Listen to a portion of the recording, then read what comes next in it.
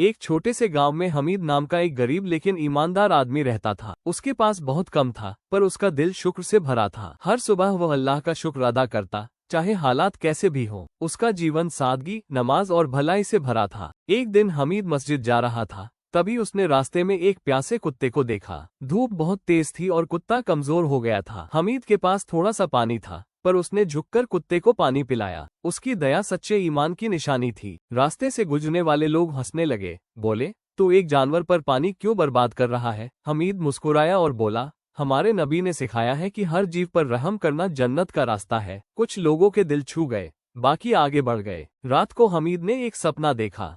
उसने खुद को एक खूबसूरत बाग में चलते हुए पाया जहां नदियां बह रही थीं और हर तरफ रोशनी थी। एक आवाज आए, तूने मेरे एक प्राणी पर रहम किया, इसलिए अल्लाह ने तेरे गुनाह माफ कर दिए। हमीद की आंखें नम हो गईं। उस दिन के बाद हमीद ने तय कर लिया कि वो हर किसी की मदद करेगा। वो भूखों को खाना देता, बीमारों का हाल पूछता और जो भी उसके पास होता बांट देता। उसे नाम या शोहरत की चाह नहीं थी, क्योंकि उसे यकीन था कि अल्लाह सब देख रहा है। साल बीतते गए और हमीद बूढ़ा हो गया। गांव के लोग उसकी शांति और सुकून को महसूस करने लगे। जब भी कोई मुसीबत आती, वो सब्र रखता और कहता, जो अल्लाह करता है बेहतर करता है। उसकी बातों से लोगों के दिलों में ईमान और भरोसा बढ़ता गया। एक रात गांव में भयानक तूफान आया। कई घर टूट गए, खेत बर्बाद हो गए। हमीद, जो अब बहुत बूढ़ा था, फिर भी सबके लिए अपने दरवाजे खोल दिए। उसने खाना और कपड़े बांटे और कहा, दूसरों की मदद करना अल्लाह की नज़र में खुद की मदद करना है। तूफान के बाद गांव के लोग एकजुट हो गए। हमीद की दया से प्रेरित होकर उन्होंने टूटे घर बनाए,